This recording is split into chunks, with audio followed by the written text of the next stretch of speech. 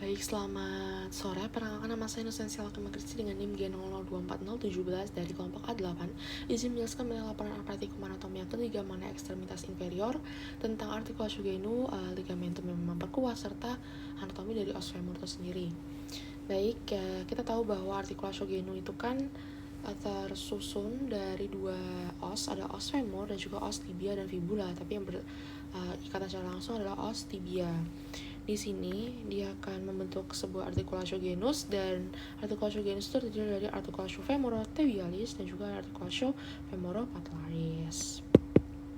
Oke, lanjut kita bahas tentang os femur ya, ini akan berkaitan dan langsung menjawab pertanyaan nomor yang C tentang anatomi dari os femur. Jadi os femur itu adalah tulang paha, dan tulang paha itu adalah tulang terpanjang di tubuh kita ya. Dan os femur ini kalau secara anatomi ya, secara kita lihat dari sisi anterior terlebih dahulu, ini ada bagian kepalanya ya, namanya adalah caput femoris. Ketika ada kepala pasti ada lehernya atau kolum, ada kolum femoris. Nah, ada caput femoris, ada kolum femoris. Nah, caput femoris ini akan berikatan dengan acetabulum atau pertemuan dari os yang ada ya, ilia, ada os ischia, ada juga os pubis yang nanti akan membentuk sebuah bangunan namanya acetabulum yang nanti akan membentuk sebuah articulatio dengan caput femoris adalah articulatio coxae. Nah, setelah tadi ada caput, ada kolum, terus juga di sini kita lihat bisa ada struktur sedikit penonjolan ya, namanya adalah trochanter mayor, ada juga trochanter minor di belakangnya ya, mungkin akan terlihat nanti di sisi posterior. Nah, di antara dua trochanter tersebut ada sebuah linea namanya adalah linea intertrochanterica, dan juga ada sebuah cekungan namanya fossa trochanterica. Oke. Lanjut ada corpus femoris.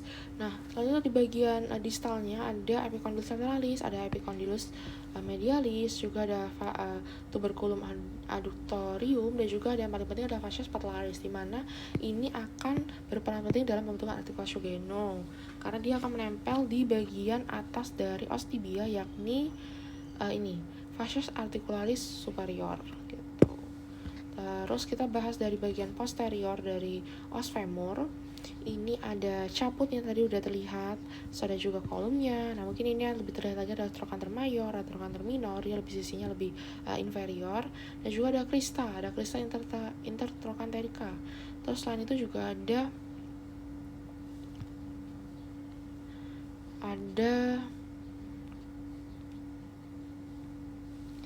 ada tuberositas glutea yang nanti akan berikatan atau berkaitan dengan musculus gluteus nanti di bagian regio yang atas. Dan juga di sini ada linea aspera, terdiri dari labium laterale juga labium mediale. Terus di bagian distalnya juga ada tuberculum adductorium tadi, juga ada epicondylus lateralis, juga ada condylus lateralis, ada condylus medialis gitu. Terus ada bangunan penting juga di bawah adalah ini ada fossa intercondylaris atau cekungannya ya. Terus dan di sini ada struktur seperti garis namanya adalah linea intercondylaris. Lanjut kita bagian bahas tentang tibia, os tibia ya, tulang kering. Os tibia secara dilihat dari sisi anterior, ini ada fascias articula superior yang tadi sudah saya beritahu bahwa ini akan berkaitan dengan si fascias patellaris ya, membentuk articulation genu tadi. Terus di sini juga ada struktur condylus medialis, condylus lateralis. Terus ada tuberositas tibia ya, ada tuberositas tibia. Terus ada margonya, ada anterior, margo medialis, ada corpusnya, terus juga ada malleolus medialis. Nah, si os tibia dan juga os fibula itu semua sama-sama punya malleolus. Cuman kalau di tibia dia jadi medialis, kan dia lebih medial kan, dan ada kalau di fibula dia akan lebih lateral. Terus ada insisura fibular juga, ada fascias articularis inferior bagian bawah.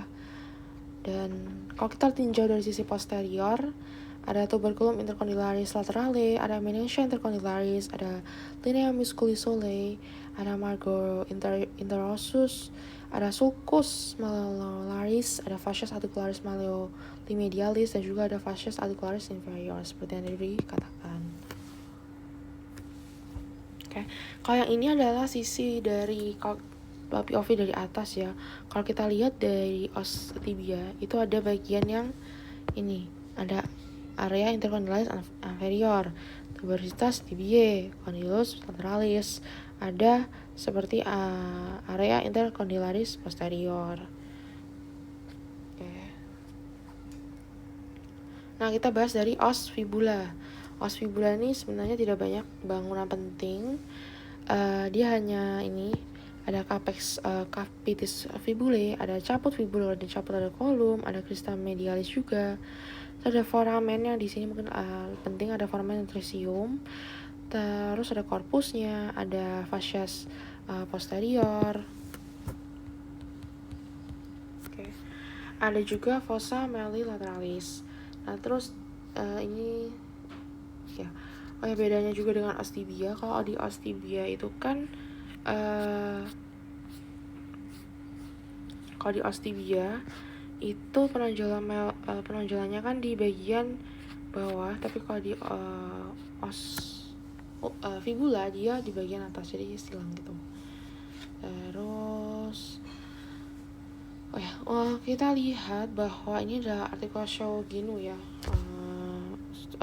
pembentuknya. Nah, di articulatio genu sendiri itu ada beberapa articulatio juga. Ada articulatio femoropatellaris, ada articulatio meniscofemoralis, ada articulatio meniscotibialis. Di mana articulatio femoropatellaris tadi udah dibilang dia adalah hubungan antara fascias patellaris os femur dan juga fascias articularis patella.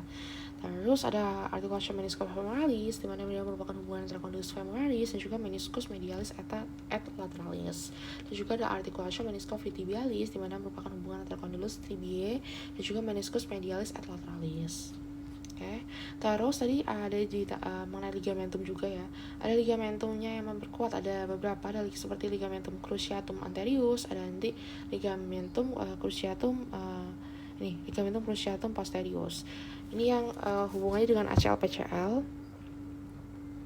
Terus ada juga ligamen collateral tibial.